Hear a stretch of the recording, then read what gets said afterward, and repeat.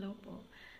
Gagawa po tayo ng pampalakas po ng immune system. Pasensya na po, haggard po tayo. Haggard yung buhok natin. Gagawa po tayo ng pampalakas ng immune system. Na-inspired po ako kay The Maze TV. Yung nag-work po sa Saudi. Na-inspired po ako sa kanya. Kaya gusto ko rin i-try. Yan, kasi sabi niya, kung gusto niyo gawin niyo. So, salamat sa iyo, kabayan, dahil meron kaming natututunan at itatry po namin. Yan. Kasi pag nasa malayo ka kasi, kailangan mong alagaan yung sarili mo. So, kailangan malakas yung immune system mo. Yun lang kasi ang puhunan natin bilang OFW sa pagtatrabaho. Kaya itatry natin. Itatry ko din So, ito, ang ingredients niya, sibuyas, tsaka lemon, pwede rin po kalamansi, tsaka luya, and then bawang. Ayan, mga bawang. Ayan po. Ayan. And then honey. Pero honey po, kailangan ang gamitin yung honey, yung puro sana mas maganda. Ito, binili lang po namin ito sa supermarket. So, hindi ko po alam kung puro ito. So, magte-take na lang po ako ng chance. Itatry ko na lang po siya. Kasi kung hindi puro, aamagin daw po yung inyong gagawin. So, itatry ko po. Kung hindi aamagin, hindi puro po ito. Yan. So, dapat puro po. Yan. So, ito yung garapon na gagamitin natin. Yan. Try natin. Itong bawang po kailangan i-slice din natin siya.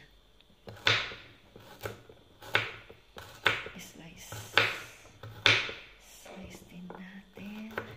Pampalakas daw po ito ng immune system. Kaya try natin. Ayan. Pampalakas ng immune system ng mga OFW. Kasi na-inspired din daw po si kabayan kay na-inspired din po kasi si kabayan sa isang lola na 92 years old na daw po. So 92 years old na siya, pero malakas pa rin po siya kasi ang ginagamit niya lang ito raw po. Everyday na isang kutsara ang kanyang iniinom tuwing umaga.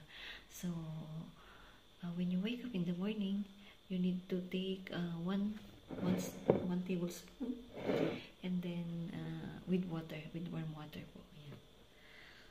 So, kaya hanggang ngayon, malakas pa rin po siya. Kaya na-inspired po siya, i-share na po sa atin. Kaya tayo naman nanonood, itatry din po natin. Diba? Wala naman po mawawala.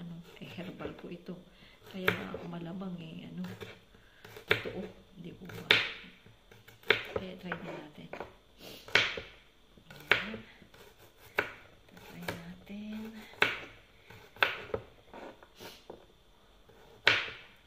Tapos, ikikip na lang po natin siya sa temperature. Hindi naman po pwede rin naman po sa ref. Ilagay sa ref.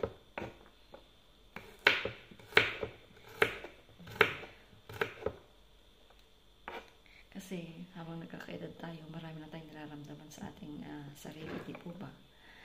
Halo-halo lang yan. Ito pong jar, in-sterilize ko po siya para wala pong rason na aamagin po ang ating ipapreserve.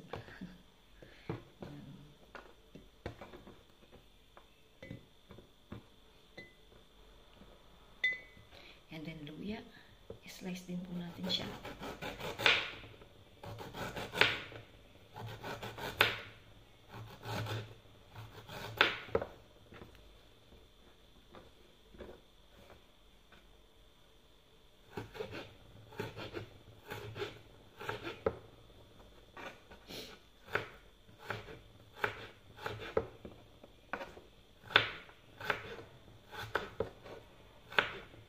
Try nyo rin po ito. Wala naman pong mawawala sa inyo. Lalo na po sa probinsya.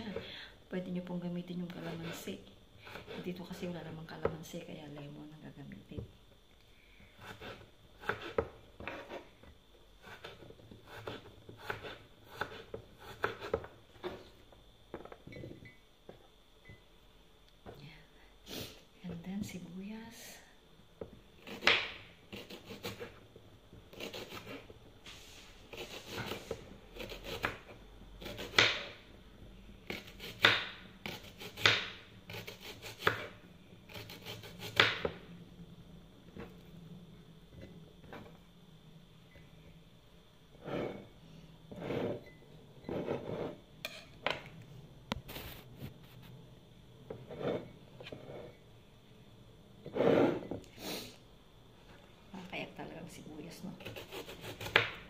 white onion po itong ginamit ko, pero ang ginamit po ni kabayan is ano yung red onion. Pero wala naman po sigurong difference yun.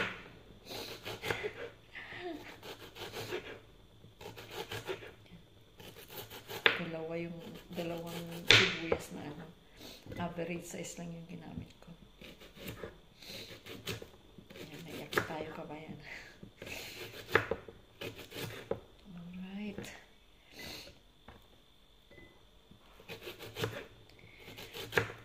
Ayan po ang ingredients natin Ilan po yung ingredients natin? Bawang, sibuyas, luya, lemon, tsaka honey. 5 ingredients lang po siya. At take note lahat nasa kitchen. Yung honey lang po ang inyong bibilhin.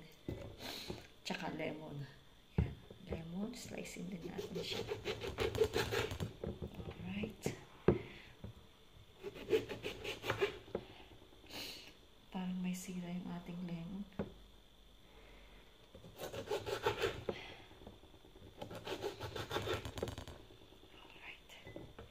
Inugasan naman po natin yung lemon Alright.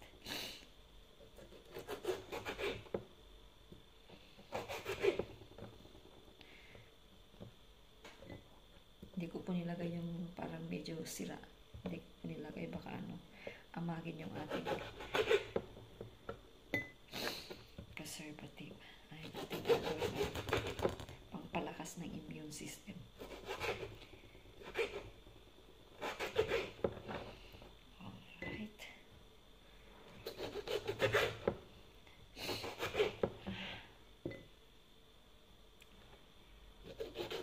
Kanina po napunta po ako sa store. Yung sa bagong store ng Malta, may bagong store po dito sa amin sa Meliha. Mga mura po ang bilihin doon. Kaya doon ko po binili itong lemon. Yan. And then ayan na po siya. Kita po natin. Yan po. And then, lalagyan natin siya ng honey. Honey.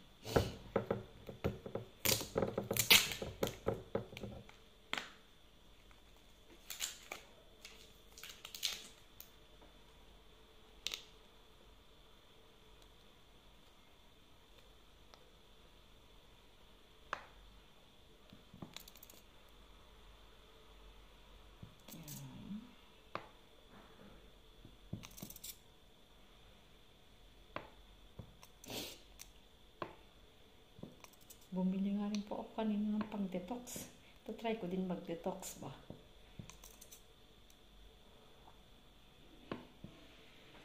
Marami na yata. Okay na yan. Alright.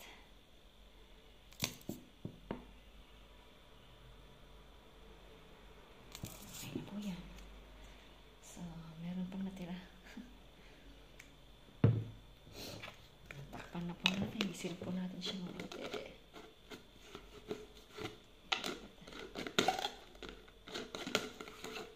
Lagyan natin siya sa ref. Tapos everyday, isang kutsara. Okay na po siya. Try po natin. Wala pong mawawala sa atin. Pampalakas po ng immune system. So, yun lang po. Bye-bye.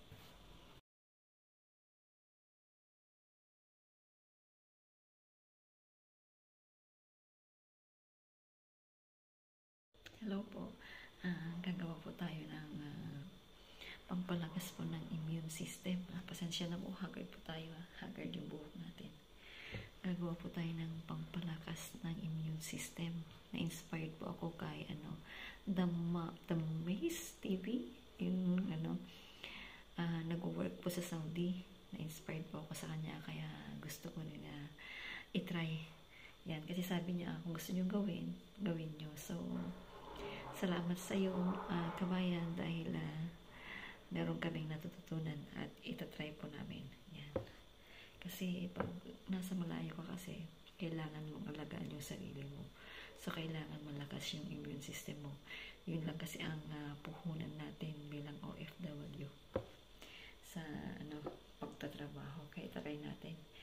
Itatry ko din So, ito, ang ingredients niya, sibuyas, tsaka lemon. Pwede rin po kalamansi, tsaka luya. And then, bawang. Ayan, mga bawang. Ayan, ayan po. Ayan. And then, honey. Pero, honey po. Kailangan ang gamitin yung honey, yung puro sana mas maganda. Ito, binili lang po namin ito sa supermarket. So, hindi ko po alam kung puro ito. So, magte-take na lang po ako ng chance. Itatry ko na lang po siya. Kasi kung hindi puro, aamagin daw po yung inyong gagawin. So, itatry ko po. Kung hindi aamagin, hindi puro po ito. Yan. So, dapat puro po. Yan. So, ito yung garapon na gagamitin natin. Yan. Try natin. Itong bawang po kailangan i-slice din natin siya. Slice din natin. Pampalakas daw po ito ng immune system. Kaya try natin. Yan. Pampalakas ng immune system ng mga OFW. Kasi na-inspired din daw po si Kabayan kay na-inspired din po kasi si Kabayan sa sa isang lola na 92 years old na daw po. So, ayun, 92 years old na siya pero malakas pa rin po siya kasi ang ginagamit niya lang ito raw po. Everyday na isang kutsara ang kanyang iniinom tuwing umaga. So, when you wake up in the morning, you need to take one tablespoon and then with warm water po. Ayan. So, kaya hanggang ngayon, malakas pa rin po siya. Kaya na-inspired po siya, isiniyar na po sa atin. Kaya tayo naman nanonood, itatry din po natin. Diba? Wala naman po mawawala. Herbal po ito. Kaya malamang totoo. Hindi po ba? Kaya try din natin. Try natin.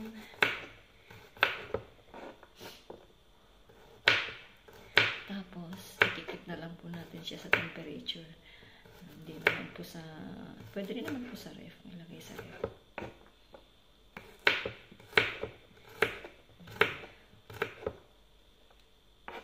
Kasi habang nagkakaedad tayo, marami na tayong nararamdaman sa ating sarili, di po ba? Halo-halo lang yan. Ito pong jar, in-sterilize ko po siya para wala pong rason na na aamagin po ang ating ipapreserve.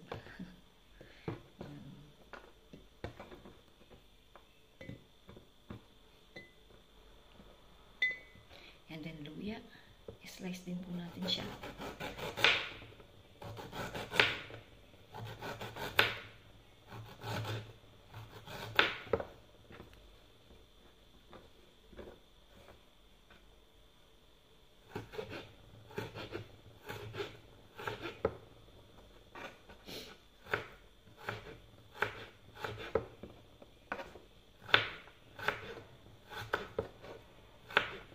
Try nyo rin po ito. Wala naman pong mawawala sa inyo.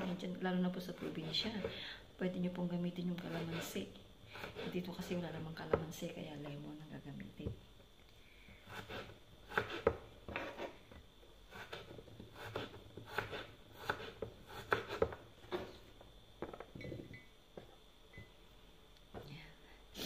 And then sibuyas.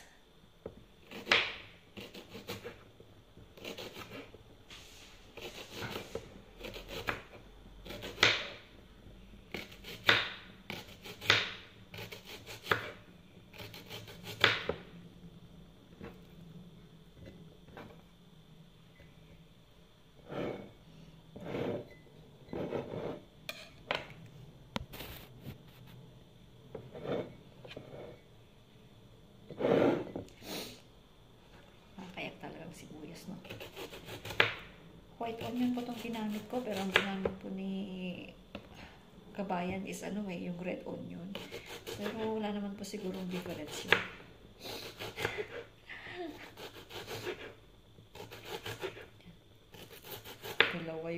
dalawang sibuyas na ano. Average size lang yung ginamit ko. Ayan, naiyak tayo kabayan. Alright.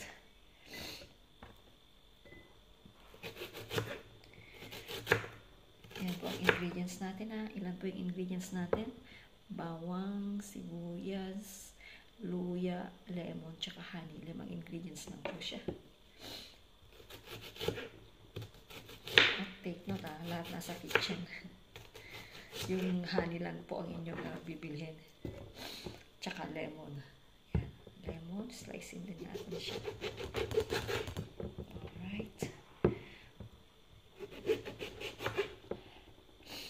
Parang may sira yung ating lemon.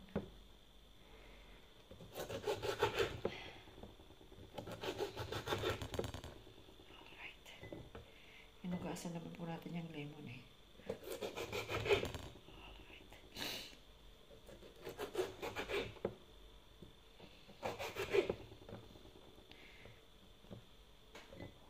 Hindi ko po nilagay yung parang medyo sira. Hindi ko po nilagay, baka ano, amagin yung ating preservative. Ay, natin gagawin pangpalakas ng immune system.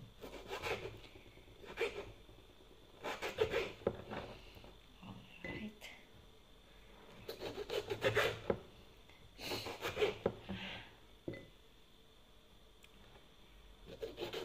Kanina po napunta po ako sa ano, store. Yung sa bagong store ng ano, Malta, may bagong store po dito sa amin sa Meliha. Mura po ang bilihin doon. Kaya doon ko po binili itong ano, lemon. Yan. And then, ano po siya. Kita po natin. Yan po. And then, lalagyan natin siya ng honey. Honey.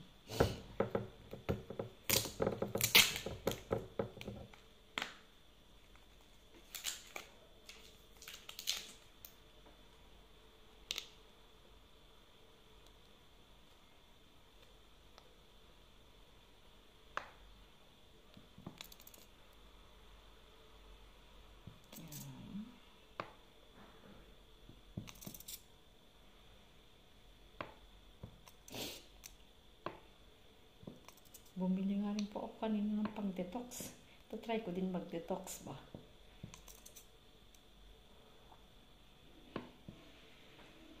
Marami na yata. Okay na yan. Alright.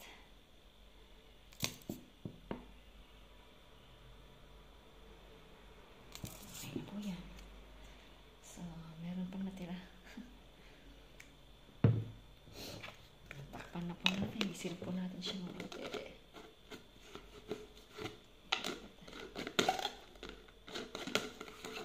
Lagyan mo natin siya sa ref. Tapos everyday, isang kutsara. Okay na po siya. Try po natin. Wala pong mawawala sa atin. Pampalakas po ng immune system. So, yun lang po. Bye-bye.